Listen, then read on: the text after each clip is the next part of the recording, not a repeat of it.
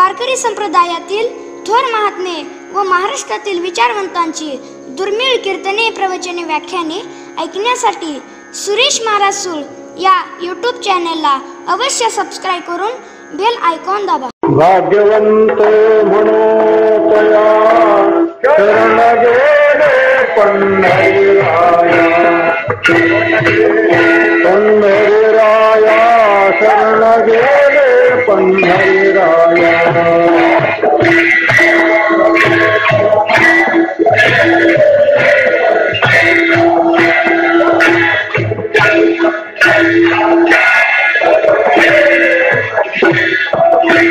भाग्यवंत म्हणो तया, भाग्यवंत म्हणो तया शरण गेले पंढरीराया. तरले करती हा भरवसा नामधारकाचा ठसा. भुक्ती मुक्तीचे हे स्थळ भोळ्या भाविका निर्मळ. तरले तरती हा भरवसा नामधारकाचा ठसा. गायली पुराणी तुका म्हणे वेदवाणी. तरले तरती हा भरवसा नामधारकाचा ठसा. ठोबारुक माय महाराज म्हणतात तया भाग्यवंत म्हणू, आम्ही त्याला भाग्यवान म्हणू. कोणाला? शरण गेले पंढरीराया. जे पंढरीरायाला शरण जातात त्यांना आम्ही भाग्यवान म्हणू. आपली भाग्याची व्याख्या आणि तुकाराम महाराजांची भाग्याची व्याख्या त्याच्यामध्ये फार मोठा अंतर आहे. आपण ज्याला भाग्य समजत असतो ते अगदी साधं स्वरूपाचं भाग्य आहे. एका सुभाषित करणे आपल्या भाग्याचं व्याख्यान केलेलं आहे. यदि रामा यदि च रमा तनय स्यात् वृद्धी स्यात्. यदि रामा सुंदर स्त्री असावी, त्याप्रमाणे घरामध्ये लक्ष्मी असावी, संपत्ती पुष्कळ असावी, मुलं बाळं असावेत, नातवंड पंतवंड असावेत, जास्तीत जास्त लोकशाहीच्या दृष्टीने बोलायचं असतं सत्ता एक असावी, गावचा सरपंच का असे ना पण सत्ता हातामध्ये असावी. असं काहीतरी त्या ठिकाणी असलं की याला आपण भाग्य समजत असतो, याला आपण भाग्यवान अशा प्रकारचं समजत असतो.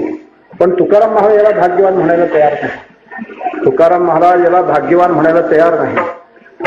कारण काय, हे जे की प्रपंचातलं जे भाग्य आहे, प्रपंचातलं हे जे की भाग्य आहे ज्याला दैव अशा प्रकारचं म्हणता येईल, हे भाग्य दोन गोष्टीवर आधारित आहे. एक तर देह असावा आणि देहाला पुन्हा विपुल भोग असावे, सत्ता संपत्ती वगैरे असे भोग असावेत आणि पुन्हा देहाची अनुकूलता अशा प्रकारची असावी. देह जर नसेल तर भाग्य टिकू शकेल का? भोग जर नसतील तर भाग्य टिकू शकेल का? भोगताही असावा लागतो आणि त्या भोगत्याकरता पुन्हा भोगही पण अनुकूल अशा प्रकारचे असावे लागतात. तर व्यवहारातलं भाग्य भाग्य अशा प्रकारचं म्हणता येईल. पण सिद्धांतामध्ये असं आहे की भोगताही अस्थिर आहे आणि भोगही अस्थिर आहे, अशी मोठी मौज आहे. भोगताही शाश्वत नाही आणि भोगही पण शाश्वत कोणत्याही प्रकारचे नाही. आमच्या महाराजांनी सारे प्रश्न विचारलेले आहेत. याचं उत्तर द्यायला मनुष्य की फार मोठा विद्वान लागतो, शास्त्री पंडित लागतो, अशातलं काही प्रकार नाही. अगदी साधे प्रश्न आहेत. महाराज म्हणतात की देह खरा आहे का, भोग खरी आहेत का, असे दोन प्रश्न महत्वाचे आहेत. देह आधी काय खरा, देह आधी काय खरा, देह संबंध तारा,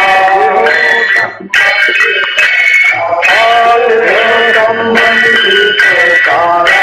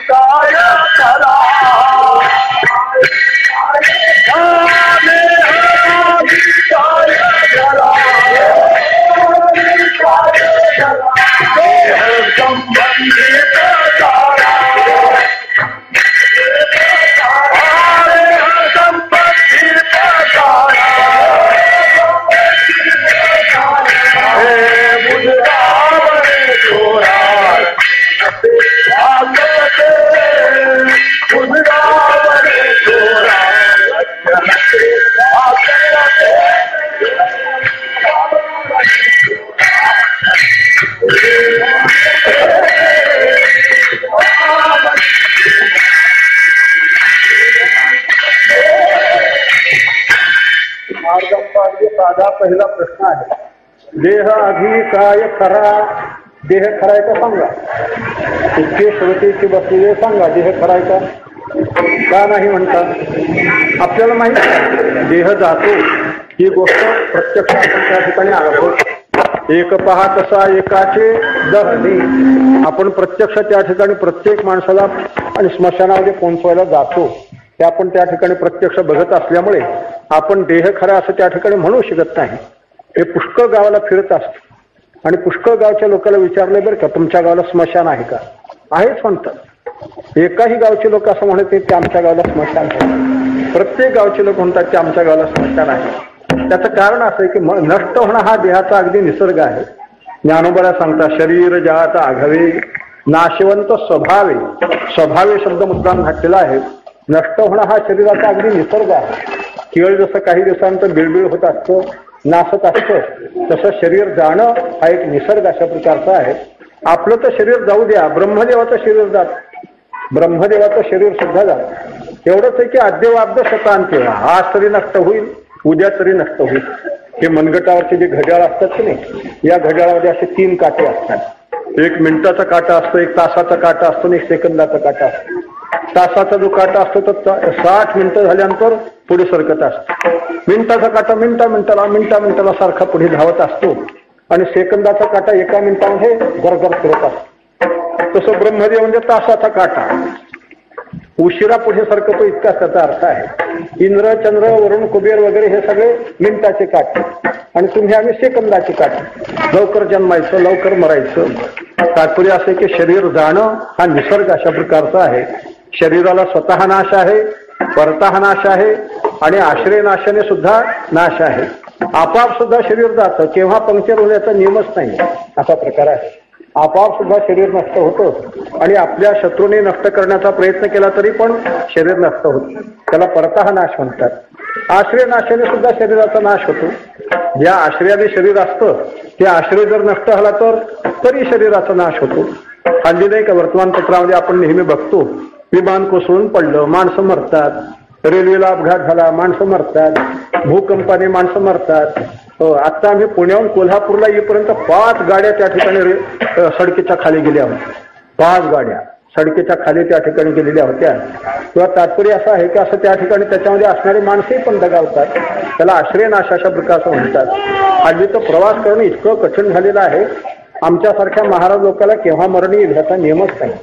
देहाचा काही विमा उतरलेला नसतो. लोक त्या ठिकाणी महाराज या आमच्या गावाला या. घरी राम म्हणूनच प्रवास करावा लागतो. राम म्हणायला सुद्धा सवड मिळते की नाही शंकाच अशा प्रकारची आहे.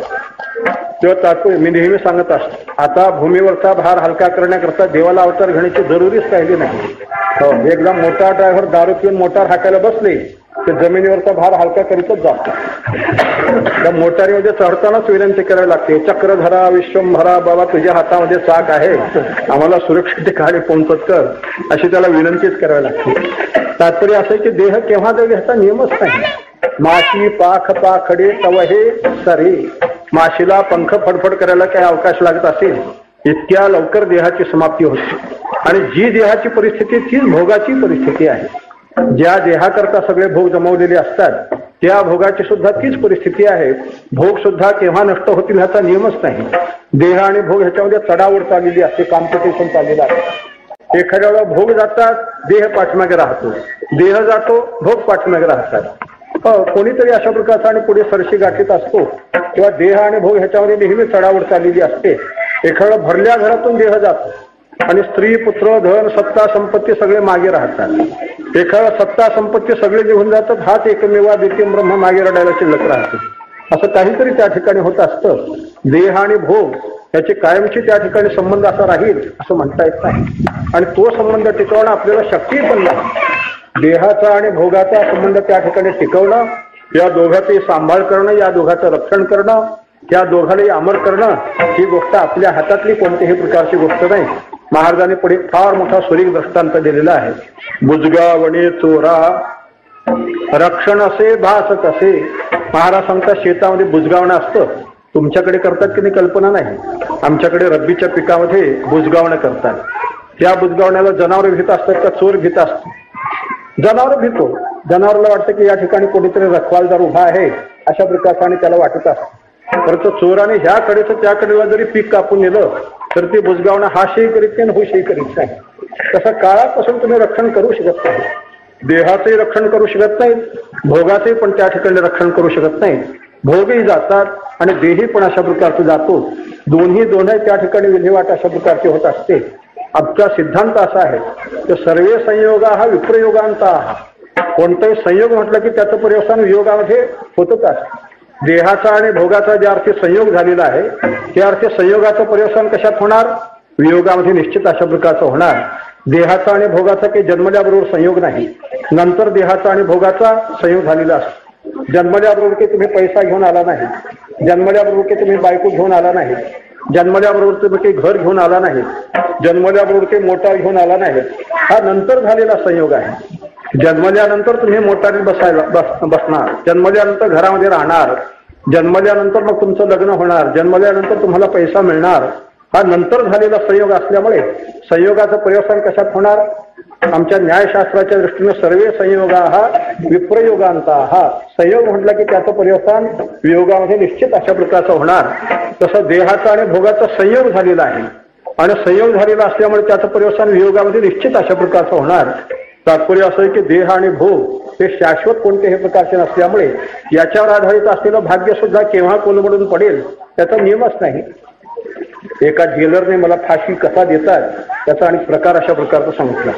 मी फाशीचा प्रकार बघितल्याने फाशीला तर गेलोच नाही आणि जाण्याची शक्यताही पण कोणत्याही प्रकारची नाही. पण त्याने सांगितलेला प्रकार अशा प्रकारचा सांग. सध्या फाशीचं सत्र निघालेलं आहे त्यामुळे प्रकार सांगायला काही हरकत कोणत्याही प्रकारचे नाही. त्यावेळी सांगितलं की ज्या वेळेला त्याला फाशीला अशा प्रकारचं देतात किंवा असे 4 स्टूल असे मांडलेले असतात आणि त्याच्यावर अशा फळी एक अंथरलेली असते, फळी टाकलेली असते. 2 स्टूलवर मिळून एक फळी आणि ह्या 2 स्टूलवर मिळून एक फळी अशी टाकलेली असते आणि त्याचे पाय असे दोन्हीकडे 2 अशा प्रकारचे ठेवले जातात. ते फास वगैरे अशा प्रकारचा वर लटकलेला असतो आणि ते जेलर भाग्याचा भोगावर आधारित आणि हे दोन्ही फळ्या काळाने काढून घेतल्या की त्या भाग्याला बिचारायला फाशीच पडते. हे भाग्य असं त्या ठिकाणी फाशीलाच गेल्यासारखं होत असतं. ते भाग्य राहू शकत नाही. म्हणून महाराज सांगतात असं जे अशाश्वत जे भाग्य आहे त्या भाग्याला तुकाराम महाराज भाग्यच म्हणायला तयार नाही, भाग्य त्याला म्हणावं. भाग्यवंत म्हणू जया शरण गेले पंढरीराया, शरण गेले पंढरीराया, शरण गेले पंढरीराया, शरण गेले पंढरीराया, शरण गेले पंढरीराया,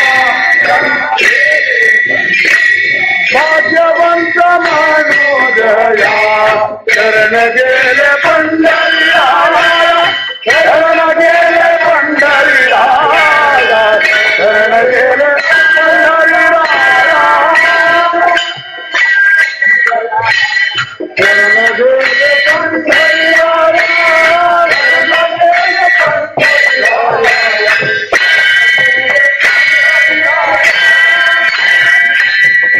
भाग्यवंत म्हणो तया शरण गेले पंढरीराया. महाराज सांगतात तया भाग्यवंत म्हणू, आम्ही त्याला भाग्यवान म्हणू की जे पंढरीरायाला शरण जातात. अरे भाग्याच्या पोटी काहीतरी सत्य असावं, भाग्याच्या पोटी काहीतरी सुख अशा प्रकारचं असावं. ज्या भाग्याच्या पोटामध्ये दुःख आहे, ज्या भाग्याच्या पुरावर सगळे निखारी अशा प्रकारचे दुःखाचे इथे ठेवलेले आहेत, जे भाग्य असत्याने व्याप्त अशा प्रकारचं आहे त्याला भाग्य भाग्य कसं म्हणता येईल असा प्रकार आहे. देह आणि भोग हे दोन्ही जाणारे पदार्थ आहेत. देहाचा आणि भोगाचा कायमचा संबंध कोणाला टिकवता येत नाही आणि टिकणं शक्य पण अशा प्रकारचं नाही. काळापासून देहाचंही रक्षण करता येत नाही आणि भोगाचंही पण तुम्ही त्या ठिकाणी रक्षण करू शकत नाही. कलकत्त्याला रामकृष्ण परमहंस जेव्हा होते तेव्हा त्या काळामध्ये एका शेठजीने फार मोठा बंगला बांधला, मोठी बिल्डिंग अशा प्रकारची बांधली. त्या काळामध्ये 12 लाख रुपयाची बिल्डिंग, फार मोठी प्रेक्षणीय, खूप लोक त्या ठिकाणी बघायला येत होते. तेव्हा त्यांना असं वाटलं की रामकृष्ण परमहंसाला आपली बिल्डिंग दाखवावी म्हणून तो स्वतःची मोटार गाडी घेऊन त्यांच्या आश्रमापर्यंत गेला आणि त्यांना विनंती केली की महाराज मी एक बिल्डिंग बांधलेली आहे आणि आपण बघायला यावं, आपले पाय लागावे अशी माझी इच्छा अशा प्रकारची आहे. माणसं फार मोठे संभावितपणाने बोलतात बरं का, महाराज आपले पाय लागावे, आमच्या घराला तुमचे पाय लागावे अशा प्रकारचं विनंती करतात. अरे आम्ही पाय सुद्धा रवायला तयार आहेत, तुझी बिल्डिंग आमच्या नावाने रजिस्टर तर म्हणजे झालं, पाय सुद्धा रवायला तयार आहे. पण बुद्धी आपलं माणसं त्या ठिकाणी आपल्या वस्तूला कोणत्याही प्रकारचा धक्का न लागू देता संभावितपणाची भाषा, तुमचं घर आहे म्हणतात, पण नोटाचं पुढके काढून दे की आमचं घर आहे. तेव्हा तात्पर्य असं मोठी गंमत अशा प्रकारची असते. तेव्हा त्यांना विनंती केली. ते मोठे आग्रहशून्य वृत्तीचे होते. माळी जेवती नेले तेवती निवांताची गेली. ते आपले त्याच्या मोटारीमध्ये बसून ती बिल्डिंग बघण्याकरता आली. त्याने सगळ्या त्याच्यामध्ये काय काय सुखसोयी केलेल्या होत्या सगळ्या दाखवल्या. खालच्या मजला, वरचा मजला, त्याच्यावरचा मजला, बिल्डिंग रूम, अमुक रूम, तमुक रूम वगैरे काय जी की अशा प्रकारची आणि व्यवस्था होती ते सगळं अशा प्रकारचं दाखवलं. ही माझी खोली होणार, ही बायकोची खोली, ही मुलाची खोली आहे, असं सगळं दाखवल्यानंतर शेवटी दिवाणखान्यामध्ये बसवलं आणि शेवटी विचारलं की कसं काय झालं बंगला. हे मात्र खाजूनच अवधान आणून घेतला. विचारलं नसतं तर बरं झालं, कसं काय झालंय बंगला, बरं झालं म्हणाले. नाही म्हणाले ह्याच्यामध्ये काही दोष राहिला असेल तर सांगा. ते म्हणाले माझ्या दृष्टीने ह्याच्यामध्ये 2 दोष राहिलेले आहेत. माझ्या दृष्टिकोनातून या बंगल्यामध्ये 2 दोष अशा प्रकारचे राहिलेले आहेत. म्हणाले कोणते दोष राहिले ते सांगा.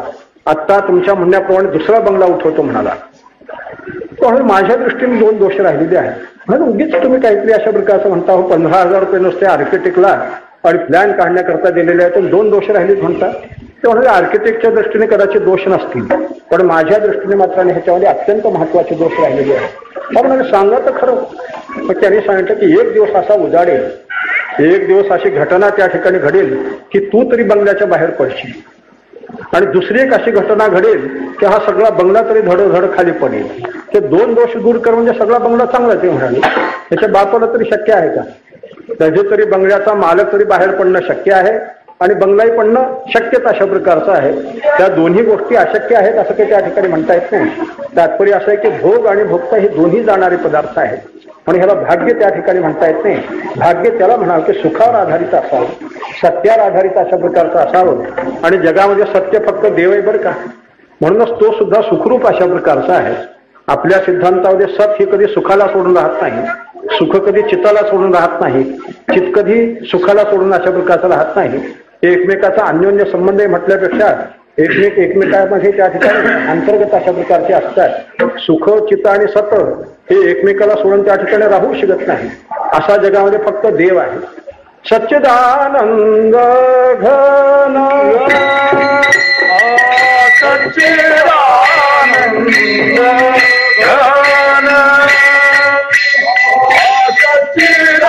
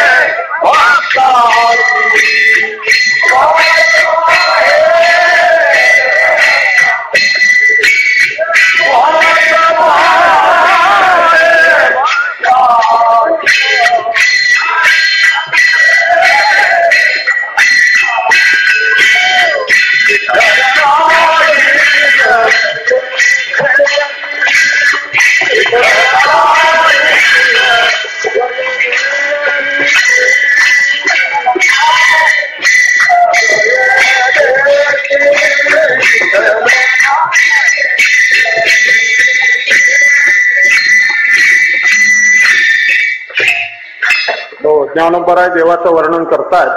सच्चिदानंद घन देव कसा आहे, सच्चित आणि आनंद घन आहे. कारण सत कधी आनंदाला सोडूनच राहत नाही. असत पदार्थ आहे आणि तो सुखरूप आहे, आनंदरूप आहे असं म्हणायला भोळेपणाच लागत असतो. बुद्धीमध्ये भ्रम झाल्याशिवाय मनुष्य असत पदार्थाला सुखरूप कधी म्हणू शकत नाही. आणि मिथ्या पदार्थ आहे, असत पदार्थ आहे, जाणारा पदार्थ आहे आणि तो पदार्थ सुखरूप कसा असू शकेल आणि जो सुखरूप पदार्थ आहे तो असत कसा असू शकेल. अर्थात सत म्हटलं की सुख आणि सुख म्हटलं की चित्त हे निश्चितच त्या ठिकाणी असतं. देव असा आनंद घन आहे बरं का. ज्ञानेश्वर महाराजांचे शब्द आहेत. ज्ञानोबरायापुढे सगळे शब्द अगदी उत्कृष्ट अशा प्रकारचे पुढे उभे राहतात. आनंद घन असं म्हटलेलं आहे. एक जिन्सी आनंद ज्याला म्हणतात हे देवाचं स्वरूप अशा प्रकारचं आहे.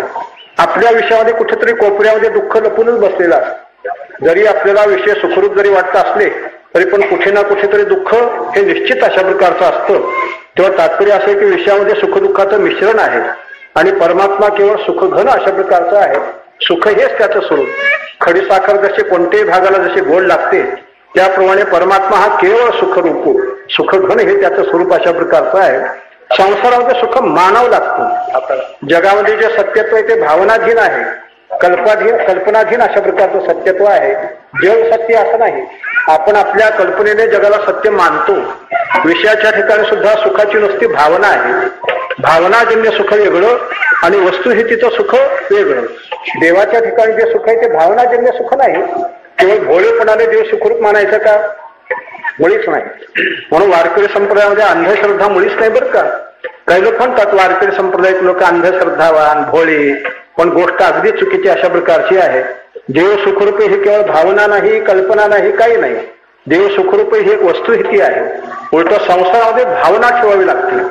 संसारामध्ये सुखाची केवळ भावना अशा प्रकारची ठेवावी लागते. कल्पनेने सुख त्या ठिकाणी मानावं लागतं. आमचा एक मित्र होता, आहे तो आणखी. आम्ही ते लहानपणी 8वीच्या वर्गापर्यंत आणि शाळेमध्ये शिकत होतो. पुढे मौज असेल की दोघांचं प्रारंभ भिन्न भिन्न अशा प्रकारचं झालं.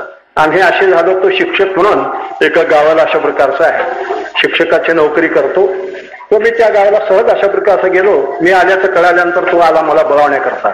महाराज घरी चला म्हणाला. म्हटलं तरी तुझं लग्न झालंय का? हो म्हणाला, लग्न झालेलं आहे. बायको दाखवायलाच तर न्यायची आहे. पण ते दाखवण्याच्या ऐवजी बघण्याच्या ऐवजी ऐकण्यातच आली. तो प्रकार अशा प्रकारचा आला. आता तो माझा मित्रच असल्यामुळे मी त्याच्या घरी गेलो. आता शिक्षकाचं बिचाराचं घर किती असायचं काय? टाटा बिर्लाचा बंगला थोडाच असतो. 8 बाय 8च्या 2 खोल्या. एका खोलीमध्ये स्वयंपाकघर केलेला होता, एका खोलीमध्ये आपलं त्याने बैठक वगैरे थोडीशी केलेली होती.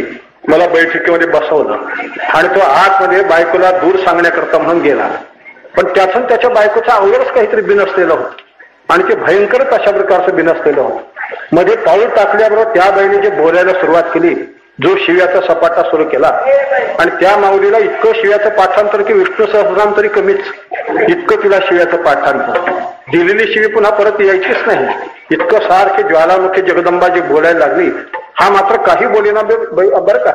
हा मात्र शांत हा, दांत हा, उपरता हा, तितिक्षु हो, सगळ्या साधन चतुष्टय संपत्तीचा त्याने उपयोग केला. एका शब्दाने सुद्धा परतून बोलायला तयार नाही. काय करता, सगळ्या इज्जतीच्या किल्ल्या तिच्या स्वाधीन असल्यामुळे तो काही बोलायलाच तयार होता. शेवटी लहान तोंड करून बिचारा बाहेर आला. आता तो माझा मित्रच असल्यामुळे त्याला स्पष्टच विचारलं, अरे तुझी बायको तुला फारच बोलते?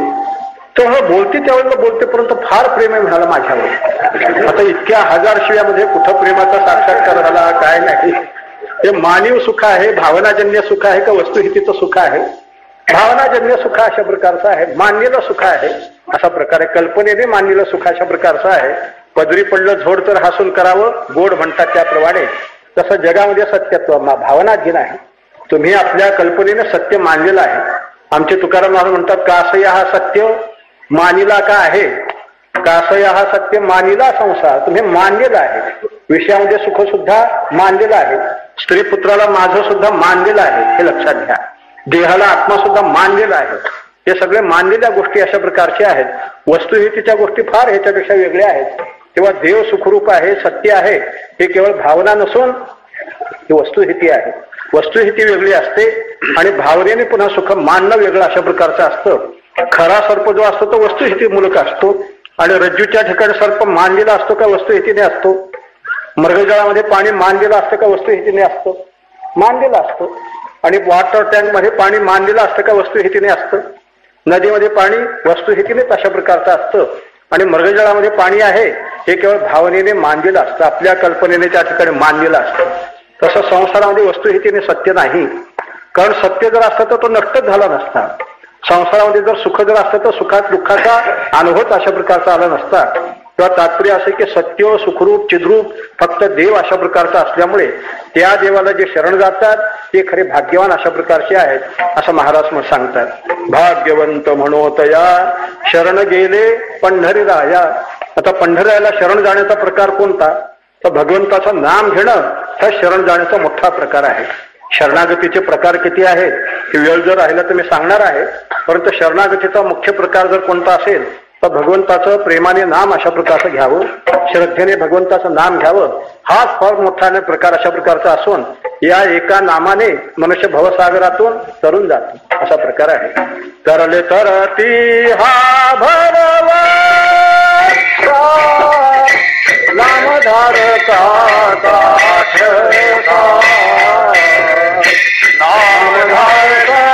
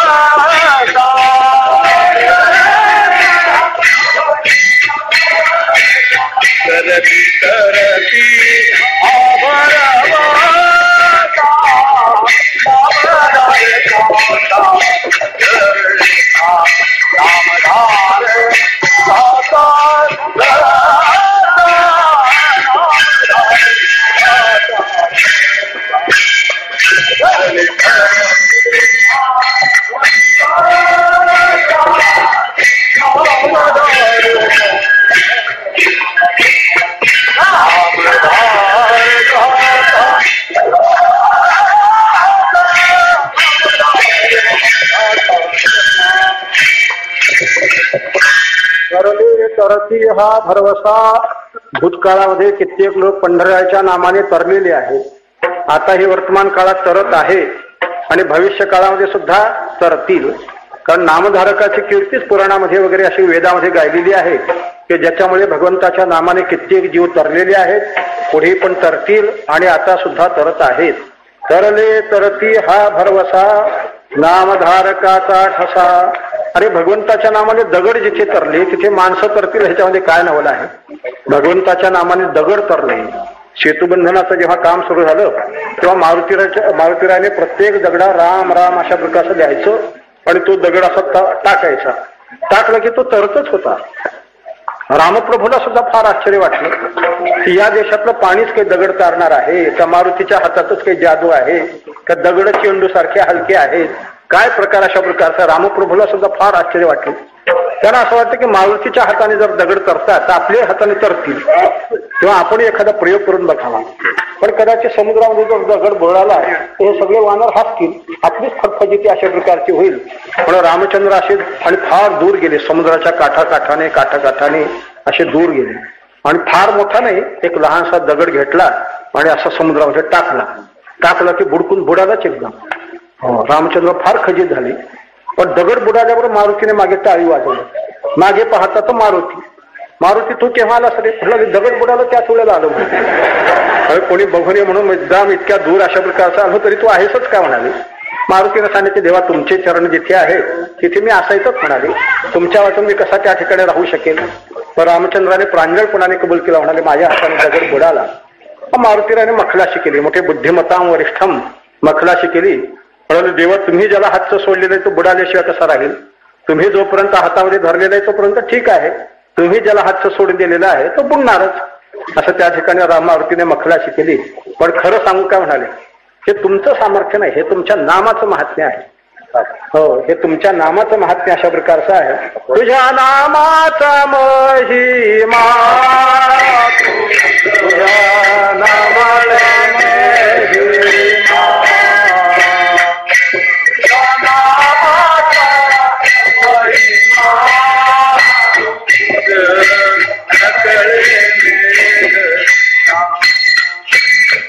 तुझ्या नामाचा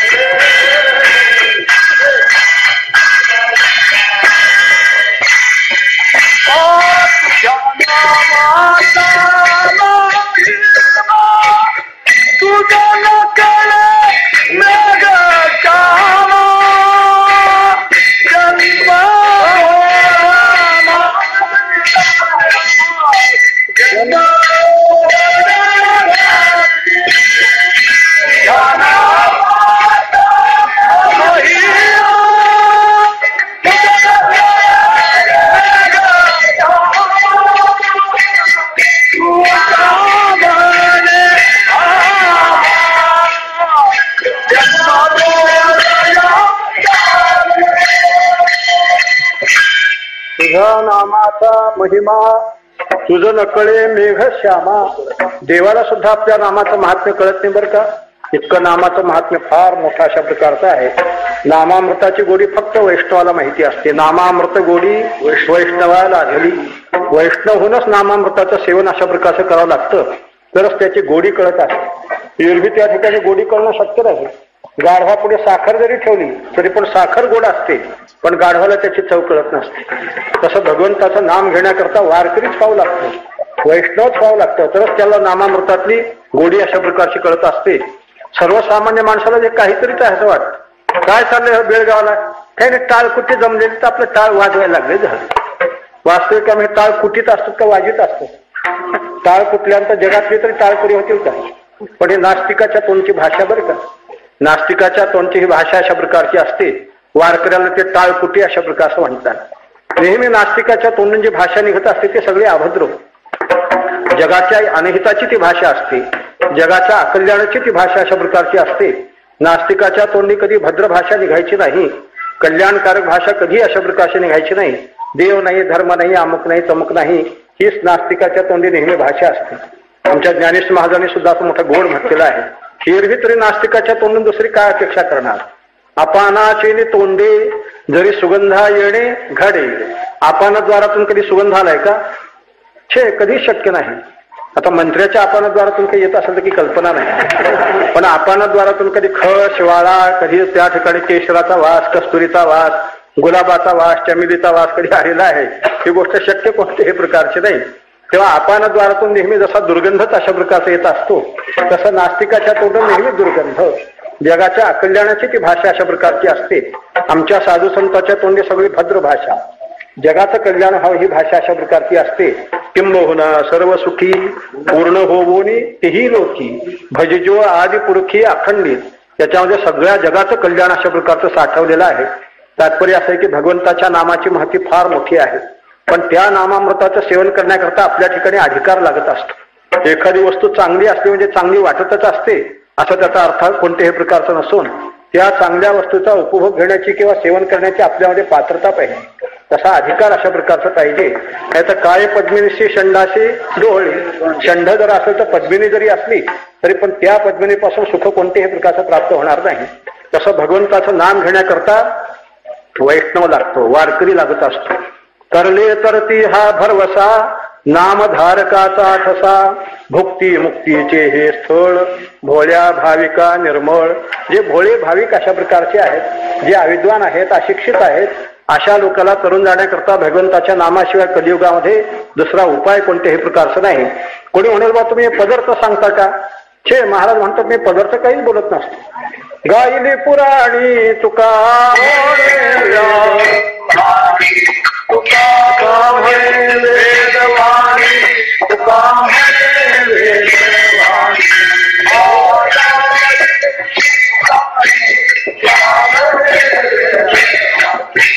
गायली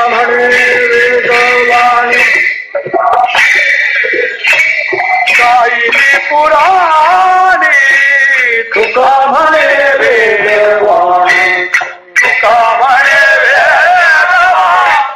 तुका म्हणे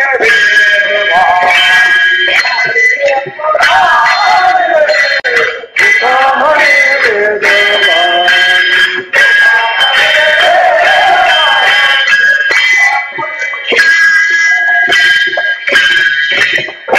गायली पुराणी तुका म्हणे वेदवाणी. महाराज सांगतात मी जे काही शरणागतीचे प्रकार किंवा नामाचा प्रकार जो सांगितलेला आहे मी माझ्या पदरच बोलतो असं नाही. नो हे माझी वाणी पदरीची. वेदामध्ये सांगितलेलं आहे, पुराणामध्ये सांगितलेलं आहे. त्याला निर्दोष बोलणं म्हणा बरं का, त्याला प्रमाण सिद्ध बोलणं अशा प्रकारचं म्हणतात. निर्दोष बोलणं, सांप्रदायिक बोलणं ह्याला अशा प्रकारचं म्हणतात. आपल्या बोलण्याच्या पाठीमागे वेदशास्त्राचं प्रमाण असावं तर ते बोलणं योग्य अशा प्रकारचं यथार्थ अशा प्रकारचं असतं. ज्या बोलण्याच्या पाठीमागे वेदशास्त्राचं प्रमाण नाही ते बोलणं यथार्थ कधीही असू शकत नाही. मग ते मंत्र्याचं असो, राष्ट्रपतीचं असो, ब्रह्मदेवाचं जरी असलं, देवाचं जरी असलं, पण त्याच्या पाठीमागे जर वेदशास्त्राचं प्रामाण्य जर नसेल तर ते बोलणं यथार्थ कधीही अशा प्रकारचं असू शकत नाही. आणि आपल्या बोलण्याला दृष्टांत असावा आणि त्याच्यापेक्षा महत्वाची गोष्ट आपल्या बोलण्याला आपला अनुभव असावा. ज्या बोलण्याच्या पाठीमागे स्वतःचा अनुभव असतो ते बोलणं तर अगदी डोळे मिटून विश्वासार्ह अशा प्रकारचं असतं. तुकाराम महाराजांचं बोलणं नेहमी अनुभव सिद्ध. बस, तुकाराम महाराजांचं नेहमी बोलणं अनुभव सिद्ध अशा प्रकारचं असतं. माझा पहा अनुभव केला देव आपुला. मी म्हणाले मी स्वतः देव त्या ठिकाणी आपलासा केलेला आहे असा स्वतः त्यांचा अनुभव घेऊनच त्याने जगाला सांगितलं बरं का. अनुभवे आले अंगा ते या जगा देत असे. स्वतः अनुभव घेऊन नंतर मग सगळ्या जगाला अशा प्रकारचं सांगितलं. मला एकाने परवा विचारलं, मला ज्ञानेश महाराजांनी ज्ञानेश्वरी लिहून देव मिळवला का?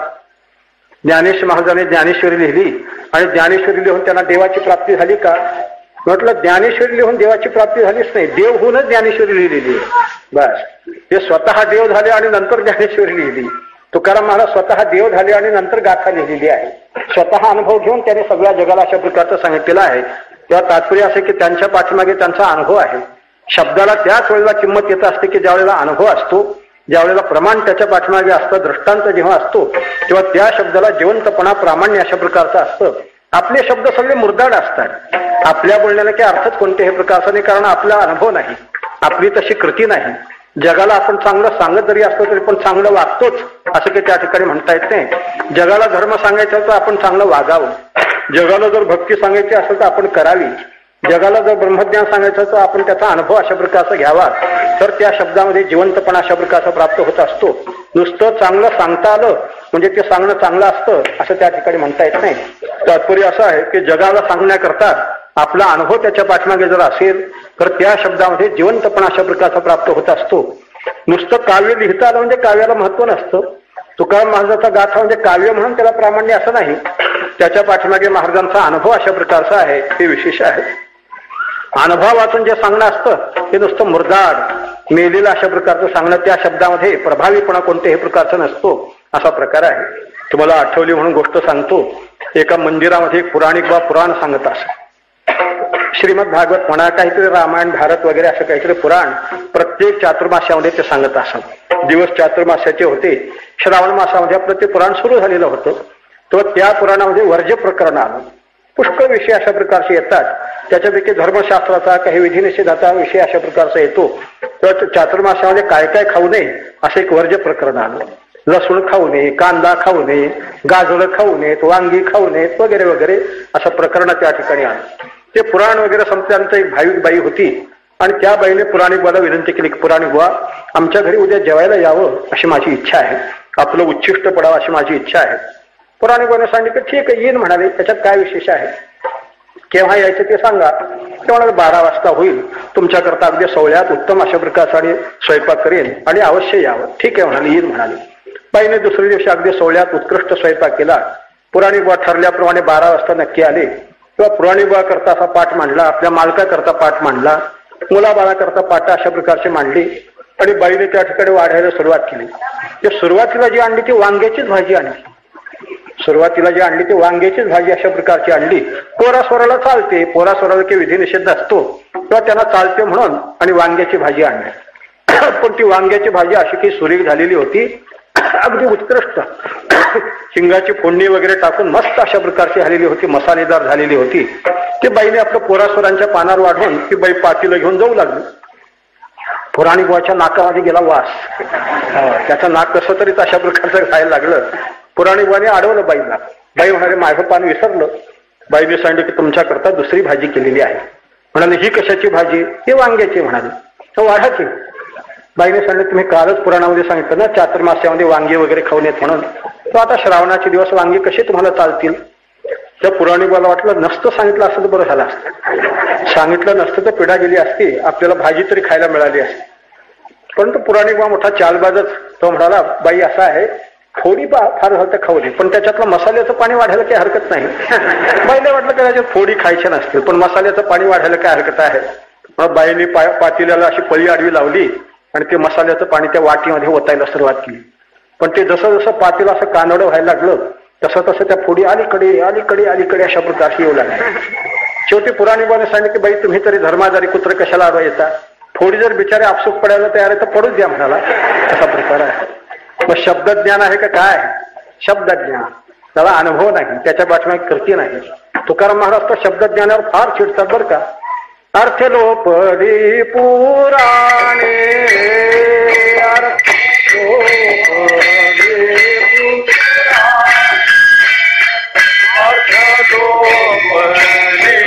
पुराणे अर्थ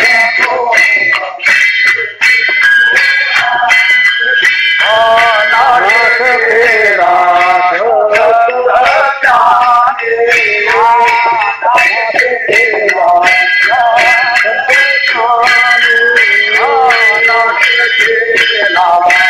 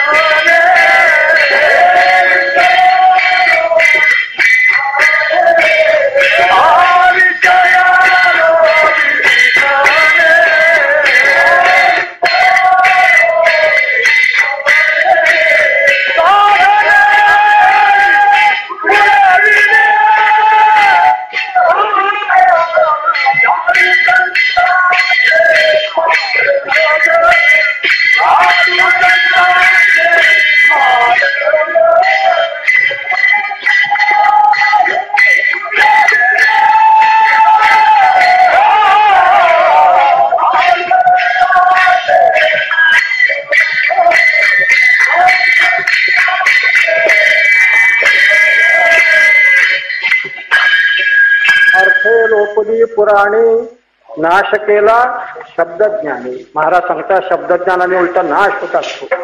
म्हणून नेहमी मनुष्याने जे बोलावं ते अनुभवाने अशा प्रकारचं बोलावं, प्रमाणाने बोलत जावं, दृष्टांताने बोलत जावं. त्या बोलण्याला जास्त प्रामाण्य अशा प्रकारचं असतं. म्हणून हे अलीकडचे पुढारी बोलतात, व्याख्यान देणारे बोलतात, त्यांच्या पाठीमागे काही अनुभव आहे का? काही नाही, उगी आपलं बोलता येतं ते बोलतात झालं. मुखमस्ती ती वक्तव्य, मुखात मस्ती असते म्हणूनच बोलायचं. त्याच्यापेक्षा काही त्या बोललेला अर्थ कोणत्याही प्रकारचा नाही. किंवा तात्पर्य असं की कोणाचंही बोलणं ऐकताना निदान श्रोत्याने तरी ही खबरदारी ठेवीत झाली. तो जो बोलतो तो खरोखरी प्रमाण सिद्ध बोलतो का, त्याच्या पाठीमागे दृष्टांत आहे का, स्वतःचा त्याचा अनुभव आहे का.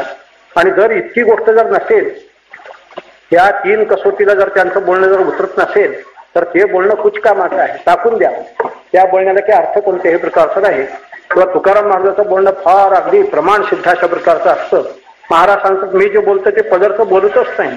गायली पुराणी तुका म्हणे वेदवाणी, तरले तरती हा भरवसा, नामधारकाचा ठसा. किंवा असा मी थोडक्यात अभंगाचा अर्थ सांगितलेला आहे. किंवा शरणागतीचे किती प्रकार आहेत ते मी राहिलेल्या वेळामध्ये अगदी थोडक्यात सांगणार आहे.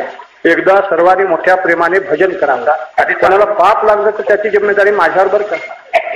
कोणाला जर भजनामुळे जर पाप जर लागलेलं असेल तर ते पाप पाठवून द्या. उद्याच मला पंढरपूरला जायचं आहे, चंद्रभागेमध्ये बुडून टाकेल सर्वांचे पाप. तेव्हा एकदा तोंडावरची इस्त्री मोडून सर्वांनी एकदा मोठ्या प्रेमाने माझ्या विठोबाचे नाम अट्टहासे उच्चारा. विठोबा रुकमाजी, विठोबा रुकमाजी,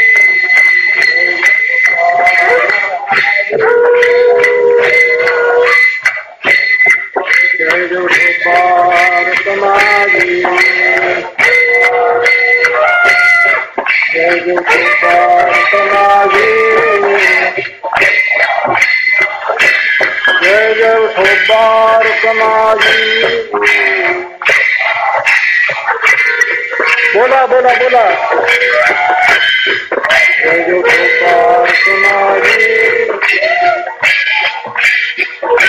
जय जय विठोबा रुकमाजी, जय जय विठोबा रुकमाजी, जय जय विठोबा रुकमाजी.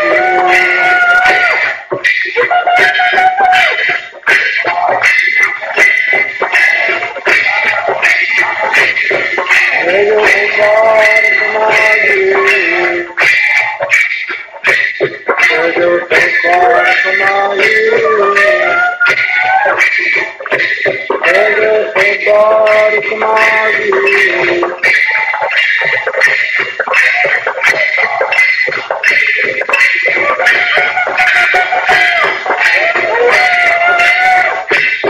जय जय विठोबा रुकमाजी. बोला पुंडलिक हरी खोल, श्री ज्ञानदेव तुकाराम. जय जय विठोबा रुकमाजी, जय जय विठोबा रुकमाजी.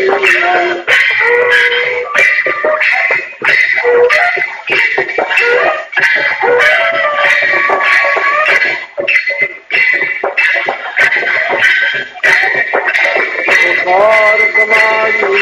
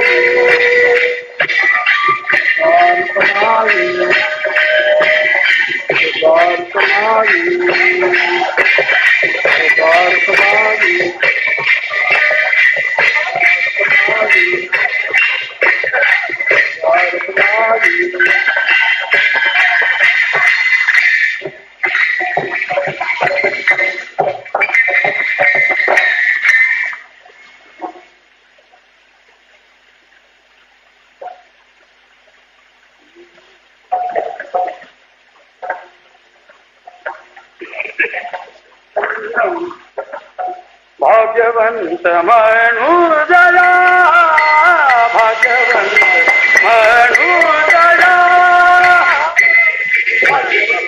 म्हणू जया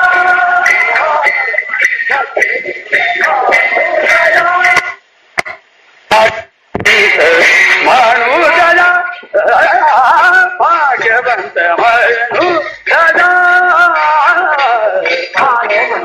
म्हणू जया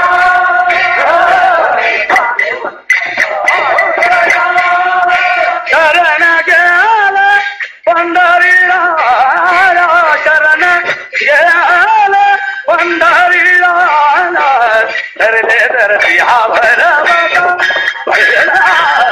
धरले धरती हा भरवता धरले धरती हा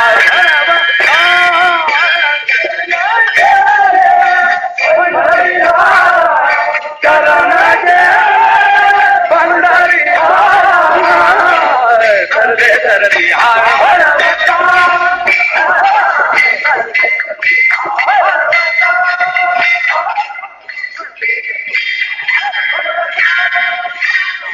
भाग्यवंत म्हणू जया भाग्य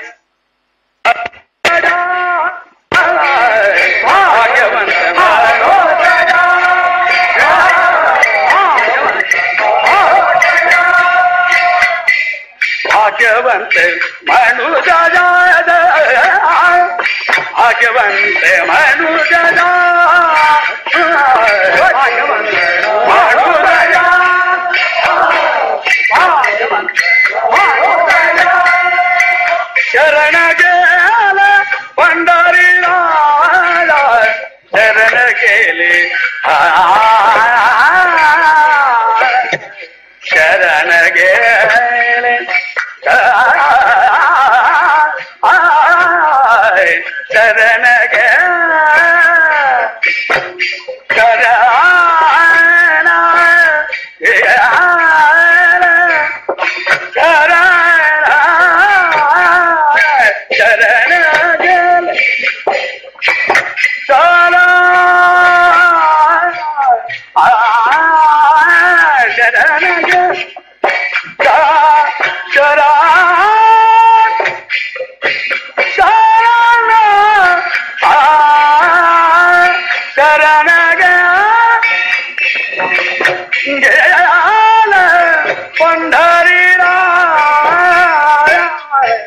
तरले धरती आभरवता तरले धरती आभरवता तरले धरती आभरवता पंढरी काया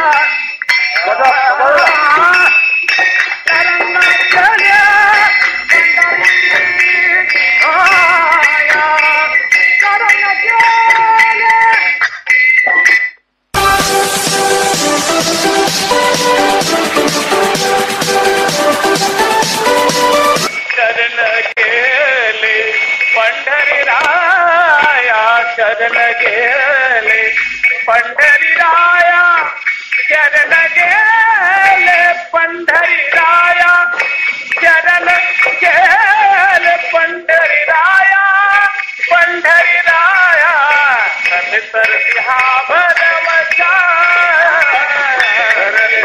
हा भरवता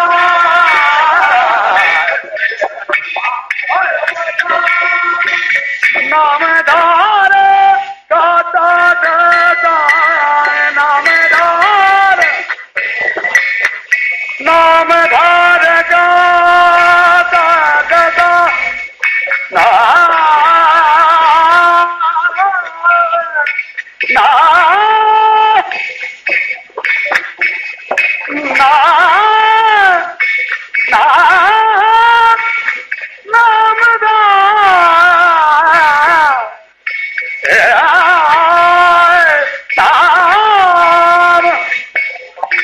नामधार का दाता नाम नाम नामधार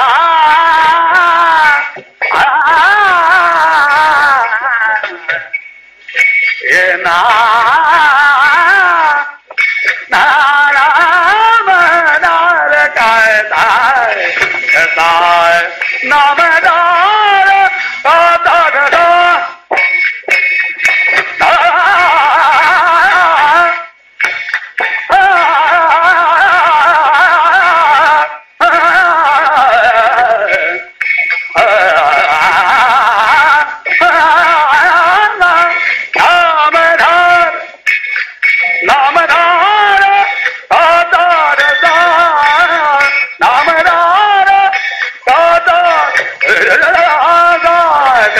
धरती आभरवता तरले धरती आभरवता तरले धरती आभरवता नामधार का साथ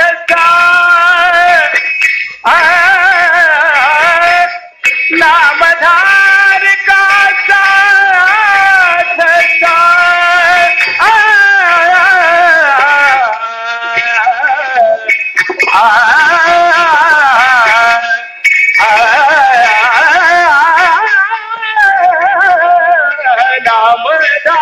नामधार का साथ नामधार का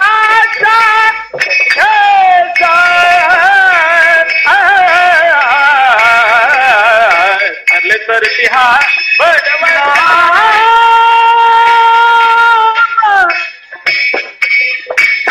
नामधार का सदा हो नामधार गाता सदा नामधार गाता सदा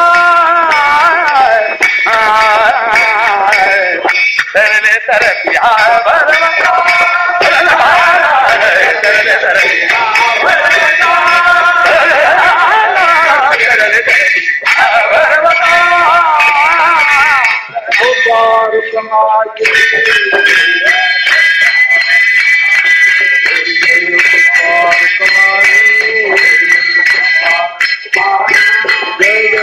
पार कमाई पार कमाई बोला पुंडरी वर्गे हर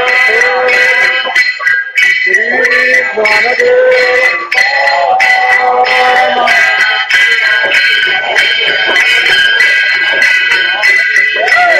रुक्माई जय देव कृपा रुक्माई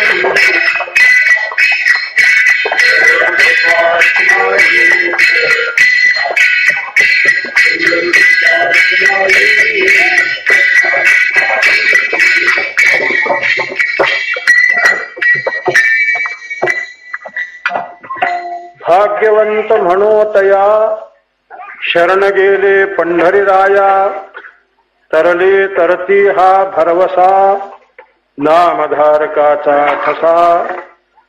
तो अभंगाचा थोडक्यात भावार्थ तर सांगितलेलाच आहे. राहिलेल्या वेळामध्ये भगवंताच्या शरणागतीचे प्रकार किती आहेत एवढंच मी सांगणार आहे. वाल्मिकी रामायणामध्ये 6 प्रकार सांगितलेले आहेत, पण तोही विस्तार मी सांगत नाही. गीतेवरचे जे प्रकांड पंडित मधुसूदन सरस्वती जे होऊन गेले याने सुद्धा 3 प्रकारची शरणागती सांगितलेली आहे. पण रामायणात सांगितलेली किंवा मधुसूदन सरस्वतीने सांगितलेली किंवा आणखी कोणीतरी संतांनी सांगितलेले जे शरणागतीचे जे प्रकार आहेत त्या सगळ्या प्रकाराचा अंतर्भाव ज्ञानेश्वर महाराजांनी अगदी थोडक्यात केलेला आहे. त्याच्यामध्ये सर्वांचा संग्रह होतो आणि ते सगळे प्रकार त्याच्यामध्ये अंतर्गत अशा प्रकारचे आहेत. इतकं माऊलीने अगदी स्पष्ट आणि थोडक्यात आणि सांगितलेलं आहे. तमेव शरणं गच्छ सर्वभावेन भारत तत्प्रसादात पराम शांतीम स्थानं प्राप्स्यसि शाश्वतम. या श्लोकामध्ये सर्व भावेन तमेव शरणं गच्छ असं भगवान म्हणतात. ते सर्व भावाने शरण जा असं भगवान म्हणतात. सर्व भाव म्हणजे काय? सोन्याचा भाव, चांदीचा भाव, ज्वारीचा भाव, तांदूळाचा भाव. सर्व भाव शब्दाचा अर्थ माऊलीने स्पष्ट केलेला आहे. म्हणून माणसाने गीता जर समजून घ्यायची असेल तर ज्ञानेश्वरीच्या द्वारा समजून घ्यावी. भगवंताने नुसतं मोघम सर्व भावेन शरणं गच्छ एवढंच म्हटलेलं आहे, पण सर्व भाव म्हणजे काय त्याचा आणि स्पष्टता ज्ञानेश्वर महाराजांनी केलेली आहे. आता जर कोणी ज्ञानेश्वरी वाचणार नाही तर त्याचं ते दुर्दैव आहे बरं का. फार उत्कृष्ट अशा प्रकारचा आणि भगवंताचं मनोगत सांगणारा तो ग्रंथ आहे. गीतेचा आशय सांगणारा तो ग्रंथ अशा प्रकारचा आहे. पूर्वी शास्त्र होतं, अध्यात्मशास्त्र होतं, पण ते उपनिषदामध्ये, ब्रह्मसूत्रामध्ये त्याच्यावर नाना प्रकारच्या पंडित लोकांच्या टीका, आचार्यांचं भाष्य, मुळामध्ये शब्दच कळायची पंचायत, मग त्याचा अर्थ वगैरे कळणं हे तर दूरच. आता तर संस्कृत कळायचीच पंचायत झालेली आहे. श्रावणीच्या दिवशी मी माझ्या गड्याला सांगितलं गोमूत्र घेऊन ये. तो म्हणा गाईचं घेऊन येऊ का म्हशीचं घेऊन येऊ म्हणा. आता गोमूत्र शब्द कळायची सुद्धा जिथे पंचायत झालेली आहे तिथे भाष्यासारखे ग्रंथ कसे समजतील. पण माऊलीने मात्र कृपा केली बरं का. सगळं अध्यात्मशास्त्र संस्कृतमध्ये असलेलं मराठीमध्ये आणलं. हे माऊलीचे महान उपकार अशा प्रकारचे आहेत. आता जर कोणी ज्ञानेश्वरी नाही वाचली तर त्याचं ते दुर्भाग्य अशा प्रकारचं म्हणावं लागेल असा प्रकार आहे. फार उत्कृष्ट अशा प्रकारचा अक्षरवाङ्मय ज्याला म्हणता येईल. कधी त्याच्यातले सिद्धांत कालबाह्य होणं शक्य नाही. कोणत्याही पक्षाचं राज्य येऊ द्या, कोणतीही सामाजिक परिस्थिती निर्माण होऊ द्या, काही जरी झालं तरी पण त्याच्यातले सिद्धांत हे अबाधित अशा प्रकारचे आहेत. ते सिद्धांत आज सुद्धा आपल्या जीवनाला उपयुक्त अशा प्रकारचे आहेत. आज त्या सिद्धांताचा सुद्धा अनुभव घेण्यासारख्या गोष्टी आहेत. किंवा तात्पर्य असं आहे की सर्व भावेने ह्याचा अर्थ महाराज करतात. अहम वाचा चित्त अंग देवोनिया शरणरिघ महोदधिका गांगरिगाली तैसे तया अहम वाचा चित्त अंग. त्या भगवंताला अहम अहंकार अर्पण कर. वाचा म्हणजे वाणी अर्पण कर, चित्त म्हणजे चित्त अर्पण कर, आणि अंग म्हणजे शरीर सुद्धा अर्पण कर. त्याला शरणागती अशा प्रकारचं म्हणतात. त्या भगवंताला अहम वाचा चित्त आणि अंग हे 4ही प्रकार अशा प्रकारचं जेव्हा अर्पण केले जातात तेव्हा त्याला शरणागती म्हणतात. तेव्हा अहंकार जो अर्पण करायचा तो हा अनात्म पदार्थावरचा जो अहंकार आहे, देहाच्या ठिकाणी जी की अहमबुद्धी आहे, ही अहमबुद्धी विचाराने काढावी आणि परमात्मा स्वरूपापर्यंत न्यावी, त्याला अहंकाराची शरणागती म्हणतात. देहाच्या ठिकाणी अहमबुद्धी कोणत्याही प्रकारची न ठेवता, देह अहंकाराचा विषय असं त्या ठिकाणी न समजता विचाराने देहावरचा अहंकार काढावा. सगळ्या अनात्म पदार्थावरचा अहंकार असा निथळून काढता काढता परमात्मा स्वरूपापर्यंत अशा प्रकारचा न्यावा. पण त्याच्याकरता संतांची संगती लागत असते. त्याच्याकरता संतांच्या संगती वाचून, संतांच्या बोधा वाचून देहावरचा अहंभाव त्या ठिकाणी जाणं शक्य नाही. संता सवे वसता योगज्ञानी पैसता गुरुचरण उपासिता वैराग्यशी येणीची सत्कर्मे अशेष ही अज्ञान विश्रामे जयाचे अहम विश्रामे आत्मरूपी. त्याची अहंता देहापासून निघते आणि परमात्मा स्वरूपापर्यंत जात असते. त्याला अहंकाराची शरणागती म्हणतात. ही गोष्ट संतांच्या बोधा वाचून, उपदेशा वाचून ज्ञाना वाचून ही अहंकाराची शरणागती शक्य कोणत्याही प्रकारची होत नाही. तात्पर्य असं आहे की देहाच्या ठिकाणी आपण अहम अशा प्रकारचं म्हणतो, पण तो अहंकाराचा विषय देह न करता अहम ब्रह्म या वृत्तीवर अशा प्रकारचं यावं, ह्याला अहंकाराची शरणागती म्हणतात. दुसरी शरणागती ज्ञानेश्वर सांगतात वाचा, वाणी अर्पण कर. वाणीने काहीतरी बडबड करण्यापेक्षा भगवंताचं नाम घे, ह्याला वाचिक शरणागती म्हणतात. हरी बोला ना तरी आ बोला, व्यर्थ गलबला करू नका. वाणीने निष्कारण बडबड कोणत्याही प्रकारचे करू नये. माणसं उगी वाणीने आणि वाणीचा दुरुपयोग करतात, निष्कारण अशा प्रकारचं बोलतात आणि प्रपंचासंबंधी तर खूपच बोलतात. ईश्वराने कातड्याचं तोंड केलं म्हणूनच टिकतं बरं का. हो, मातीचं जर केलं असतं, खापराचं जर केलं असतं तर केव्हाच माणसाचं तोंड फुटून गेलं असतं. पण हे कातड्याचं म्हणून कसं तरी अशा प्रकारचं टिकतं, अशी स्थिती आहे. तेव्हा तात्पर्य असं की वाणीने माणसं निष्कारण बडबड अशा प्रकारची करतात. आम्हाला सुद्धा पुष्कळ लोक असं घरी गेल्याबरोबर आपल्या प्रपंचासंबंधी सांगतात. आम्हाला इतकी मुलं आहेत, इतकी मुली आहेत, इतक्या मुलीचे लग्न झालेले, तितक्या मुलाचं व्हायचं आहे, तो मुलगा परवा ग्रॅज्युएट झालेला आहे, परवा एक प्लॉट घेतलेला आहे, तो बांधायचं काम चालूच आहे, त्याच्या पलीकडचं प्लॉट घ्यायचंच आहे, त्याच्या पलीकडच्या प्लॉटचं त्या रंडीमुंडी बाईचं असल्यामुळे ते मला देतं म्हणते, त्याच्या पलीकडचं प्लॉट देत नाही म्हणतो, पण मीच गावचा नगराध्यक्ष असल्यामुळे कसा देत नाही ते बघतो. आता किती प्लॉट घेतोस, किती हे करतोस, काही त्याला मर्यादा तरी आहे. बरं, हे तुला विचारलं कोणी? न विचारताच माणसं अशा प्रकारचं काहीतरी बोलत सुटतात. काही बोलू नये. माणसाने वाणीचा कधी दुरुपयोग अशा प्रकारचं करू नये. एकच फक्त बोलायचं म्हणजे भगवंताचं नाम घ्यावं. एक बोला सुस्पष्ट बोलावा,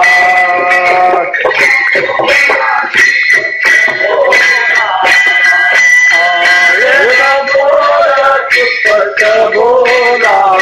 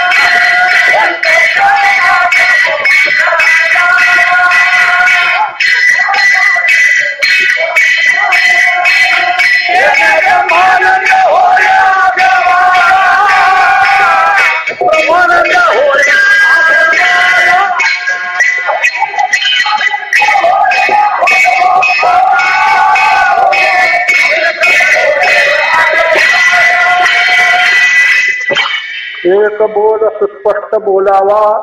नामदेव महाराज सांगतात वाचे हरी हरी म्हणावा. वाणीने हरी हरी अशा प्रकारचं म्हणावं. दुसरं तिसरी काही बडबड त्या ठिकाणी करू नये. तेव्हा ह्याला वाचिक शरणागती म्हणतात. तिसरी शरणागती महाराज सांगतात चित्त भगवंताला अर्पण करावं. चित्ताने अखंड भगवंताच्या स्वरूपाचं ध्यान करावं. ध्यानी ध्याता पंढरी राया, मनासहित पालटे काया. चित्ताने जर भगवंताचं अखंड ध्यान जर केलं तर चित्त चित्त न राहता चिद्रूपच होऊन जात असतं. चिंतने चिंतने तद्रूपता. भगवंताचं जसं जसं ध्यान करावं तसं तसं त्या ध्यानामुळे आणि ध्येयाशी एकरूपता अशा प्रकारची प्राप्त होत असते. असं सामान्य विषयाच्या ध्यानाने जर चित्ताला तद्रूपता प्राप्त होते तर भगवंताच्या ध्यानाने तर भगवद्रूप चित्त होऊन जात असा प्रकार आहे. आमच्या एका नातेवाईकाची बायको मिळली. आम्ही व्यवहार म्हणून आपलं त्याच्या समाचाराकरता गेलो. गेल्यानंतर तो रडण्याचा एक विधी असतो आपला. तो रडायला लागला.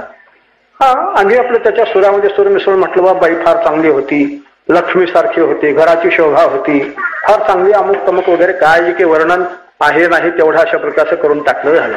वस्तुस्थितीने त्या बाईने आम्हाला कधी दूध सुद्धा पाजलं नव्हतं, पण आपलं वर्णन करायचं तेवढं अशा प्रकारचं करून टाकलं. तो तास 2 तास झाल्यानंतर तो काय म्हणाला, महाराज माझी बायको अशी घरातच फिरल्यासारखी वाटते म्हणाला. माडीवरून खाली, खालून खोली म्हणजे खोलीतून अंगणात अशी त्या ठिकाणी गेल्यासारखे वाटते. म्हटलं वेळा मग बायको मरून जर घरामध्ये फिरू लागले तर किती आनंदाची गोष्ट आहे. रडायचं की कारणच नाही. बायको मरून जर घरामध्ये राहू लागली तर किती चांगली गोष्ट अशा प्रकारची आहे. वस्तुस्थितीने बायको फिरत होती की ह्याचं चित्त फिरत होतं. ह्याचं चित्त बायकोच्या आकाराने फिरत होतं. याच्या चित्तातली बायको मेलीच नव्हती. शरीराने जरी मेलेली असली तरी पण ह्याच्या चित्तातली मेलेली नसल्यामुळे ह्याचं चित्त तदाकार अशा प्रकारचे होऊन फिरत होतं. तसं भगवंताच्या ध्यानाने चित्त तदाकार होत असतो असा प्रकार आहे. तेव्हा ह्याला चित्ताची शरणागती अशा प्रकारचं म्हणतात. आणि शेवटी अंग म्हणजे शरीर सुद्धा भगवंताला अर्पण करावं.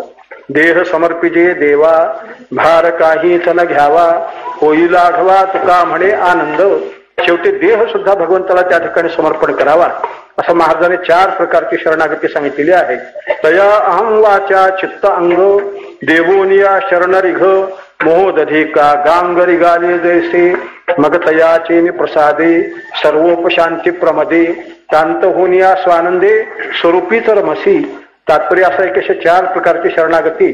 पण ह्याच्यामध्ये 3 प्रकारची शरणागती फार अवघड आहे. आपल्यासारख्या सामान्य माणसाला ती गोष्ट झेपेल ही गोष्ट शक्य नाही. अहंकाराची शरणागती ज्ञानाने साध्य आहे. त्याच्याकरता गुरुची संगतीच लागत असते योग्य अशा प्रकारचे. आणि गुरु जेव्हा असावेत, आपल्या ठिकाणी जेव्हा अधिकार संपन्नता असावी तर ते ज्ञानाने अहंकार देहावरचा जाणं शक्य अशा प्रकारचं आहे. नाही तर देहावरचा अहंकार जाणं शक्यच नाही. चित्ताची शरणागती सुद्धा अवघडच आहे. आपल्या चित्ताला एकाग्रता साधत नाही ती ध्यान कुठला. कीर्तनात बसलेली माणसं सुद्धा चित्ताने बसलेली असतात की नाही कोणाला माहिती. देहाने जरी बसलेली असले तरी पण चित्त त्यांचं स्थिर असतंच. चित्त अगदी प्रमेयाशी एकरूप झालेलंच असतं. कीर्तन ऐकतातच सावध त्यांचं चित्त असतंच असं काही त्या ठिकाणी म्हणता येत नाही. काही माणसं देहाने बसलेली असतात, हो चित्ताने स्थिर असतातच असं काही त्या ठिकाणी म्हणता येत नाही. माणसाचे 2 प्रकार आहेत बरं का. माणसं फार मोठे नाटकी स्वभावाचे असतात. काही माणसं दिसायला अगदी कीर्तनामध्ये बसले की पांडवासारखी दिसतील आणि कीर्तन सुटले की कौरवच होऊन बसतात. कीर्तनात जसे दिसतात तसे एरवी असतातच असं त्या ठिकाणी म्हणता येत नाही. आणि काही माणसं नुसती चित्ताने अस्थिरच अशा प्रकारची असतात. चित्त त्यांचं एकाग्र झालेलंच असतं असं काही म्हणता येत नाही. हे कीर्तन झाल्यावर प्रवचन झाल्यावर लोक पाया पडतात आमच्या. त्या पाया पडण्याचा मी तरी अर्थ असा सांगत असतो, महाराज जे तुम्ही ऐकलेलं आहे तुमच्यापासून हे तुमच्या चरणारविंदी समर्पण. आम्हाला ह्याच्यातलं काही नको आहे. आपलं मोकळीच्या मोकळीपणा असा प्रकार. तेव्हा तात्पर्य असं आहे की चित्त माणसाचं एकाग्र होऊ शकत नाही.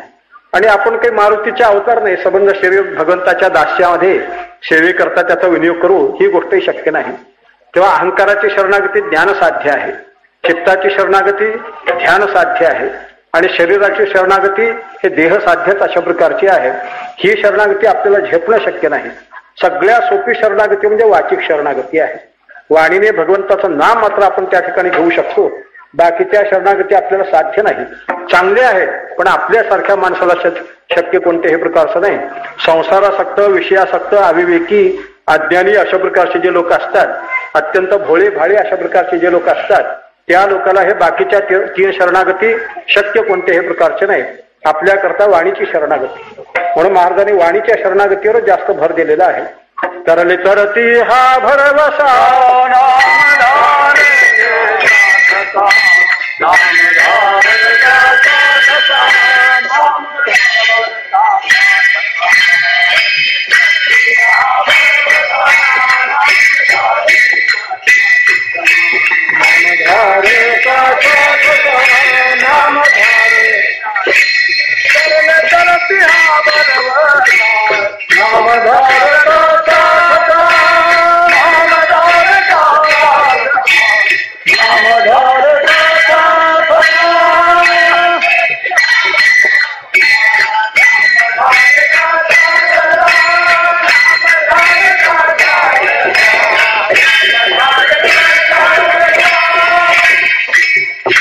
तरले तरती हा भरवसा. तुगे तुकाराम महाराजाच्या हरदाशी बाता नाही बरं का, अनुभव घेऊन पहा. तुम्ही आपल्या जीवनामध्ये भगवंताच्या नामाचा अनुभव घेऊन पहा. तुमच्या चित्तात, तुमच्या अंतःकरणात, तुमच्या वृत्तीमध्ये कसा बदल होतो हे अनुभव घेऊन पहा. निदान झोपताना तरी भगवंताचं नाम घ्या, उठल्यावर तरी थोडा वेळ भगवंताचं नाम घ्या. चहा म्हणायच्या अगोदर हरिहरी अशा प्रकारचं म्हणा, नंतर चहा म्हणायचं असेल तर म्हणा. किंवा तात्पर्य असं की भगवंताच्या नामाने एकदम वृत्तीमध्ये बदल होऊन जात. तुका म्हणे महापातकी पती जरी असला तरी पण तो सुद्धा शेवटी जीवनमुक्त अशा प्रकारचा होतो. शुगर फॅक्टरी असते की नाही, शुगर फॅक्टरी तुमच्यापैकी कित्येक लोकांनी बघितली असेल. एका भागाला अगदी ऊस घालतात, पाचटासह ऊस अशा प्रकारचा आणि दडपून त्याच्यामध्ये घालतात. पण एकदा तो ऊस यंत्रस्थ झाला की त्याच्यातलं पाचट एकीकडे, त्याच्यातला रस एकीकडे, त्याच्यातली मळी एकीकडे, मग ते रस असा त्या ठिकाणी शुद्ध होता होता मग त्याचे रवे अशा प्रकारचे बनतात आणि मग दुसऱ्या भागाला एकदम भळभळ भळभळ साखरच पडते. जसं सुरुवातीला तुम्ही अगदी महापातकी दुराचारी जरी असलात, महापातकी जरी असलात तरी पण भगवंताच्या नामरूपी यंत्रामध्ये तुमचं जीवन गेलं की शुद्ध होता होता होता शेवटी तुम्ही मुक्त अशा प्रकारचे व्हाल. असं नामामध्ये फार मोठी योगक्षेमाची शक्ती अशा प्रकारची आहे. तेव्हा तात्पर्य असं आहे की नाम घेणं हे फार मोठी शरणागती आहे. महाराज सांगतात नामाने तरलेले आहेत आणि पुढे पण तरतील. तरले तरती हा भरवसा, नामधारकाचा ठसा, भुक्ती मुक्तीचे हे स्थळ, भोळ्या भाविका निर्मळ, गायली पुराणी तुका म्हणे वेदवाणी. तरले तरती हा भरवसा, नामधारकाचा ठसा. किंवा जे भगवंताचे नामधारक आहेत ते खरे भाग्यवान अशा प्रकारचे आहेत, असं महाराजांच्या म्हणण्यातला इत्यर्थ अशा प्रकारचा आहे. एकदा संप्रदाय क्रमाप्रमाणे सर्वांनी भजन करावं म्हणजे हे सेवा थोडक्यात समाप्त करतो. तेव्हा वास्कर महाराजांच्या फड्याच्या आधाराने या ठिकाणी जे काही ज्ञानेश्वरीच्या पारायणाचा जो सप्ताह चालू आहे, पारायणाचा जो सोहळा चालू आहे तो अत्यंत अभिनंदनीय, अत्यंत स्तुत्य अशा प्रकारचा आहे. उगी आपलं स्तुत्य म्हणायचं म्हणून म्हणतो अशातला भाग नाही. समाजावर चांगले संस्कार निर्माण होण्याकरता एकमेव हे साधन आहे. हो, ज्ञानेश्वर महाराज, तुकाराम महाराजांचं पुण्य या संप्रदायाच्या पाठीमागे असल्यामुळे हा संप्रदाय समाजावर चांगले संस्कार निर्माण करू शकतो. त्याचे राज्यात काही अर्थच राहिला नाही. राज्य तर जाणून बुजून निधर्मीच अशा प्रकारचं आहे. निधर्मी म्हणावं तर तमाशाला जास्त उत्तेजन देतो. तमाशाला सांस्कृतिक नाव हे नाव ठेवलेले आमच्या महाराष्ट्रामध्ये. आमच्या महाराष्ट्रामध्ये तमाशाला सांस्कृतिक हे नाव अशा प्रकारे कोण्या गाढवाच्या बुद्धीतून नाव निघाले कोणाला माहिती नाही. आणि त्याला सरकारी अनुदान, त्यांना कन्सेशन, त्यांना सगळी व्यवस्था अशा प्रकारची नगरपालिकेतर्फे त्यांना जागा अशा प्रकारची त्या ठिकाणी दिली जाते. आणि आमचा संप्रदाय इतका उत्कृष्ट अशा प्रकारचा लोकांना नीती, धर्म, भक्ती शिकवणारा, ज्ञान शिकवणारा असून त्याला मात्र आणि सरकारचं उत्तेजन नाही किंवा काही नाही असा प्रकार आहे. घरची म्हणते देवादेवान शेजारणीला तोळी शिवा अशी परिस्थिती अशा प्रकारची आहे. किंवा धन्याला धतुरान चोराला दूध मलिदा म्हणतात त्याप्रमाणे वाईट गोष्टीला मात्र आणि सरकार उत्तेजन देतं हे दुर्दैव अशा प्रकारचं आहे. किंवा सरकार हे जाणून बुजून निधर्मी, शिक्षणात तर काही त्राणच कोणत्याही प्रकारचा राहिला नाही. तेव्हा या संप्रदायाच्या पाठीमागे ज्ञानेश्वर महाराज, तुकाराम महाराजांचं पुण्य आहे. या टाळ पखवाजाच्या नादातच आणि कदाचित समाजाचा आणि सुस्थिरता निर्माण होण्याची शक्यता अशा प्रकारची असल्यामुळे या ठिकाणी जे काही पारायण जे चालू आहे त्याच्याबद्दल मी अभिनंदन करतो. आणि ज्या ज्या लोकांनी ह्याच्यामध्ये भाग घेतलेला आहे, शारीरिक, आर्थिक, मानसिक वगैरे सगळ्या प्रकारे ज्यांनी भाग घेतलेला आहे त्या सर्वांचं पुन्हा एकदा अभिनंदन अशा प्रकारचं करतो. आणि सर्वांनी एकदा मोठ्या प्रेमाने भजन करावं म्हणजे मी हे समाप्त करतो. विठ्ठल जय जय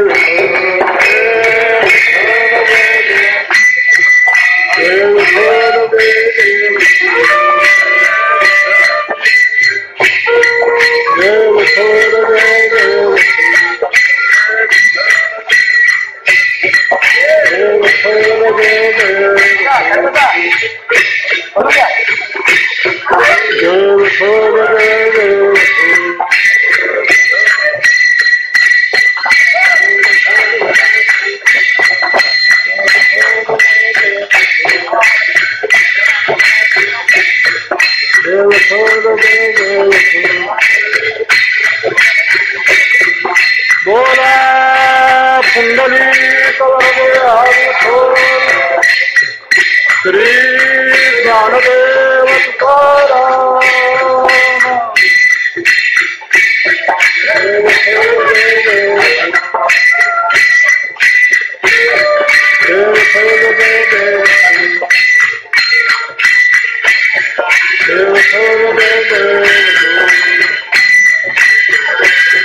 Jai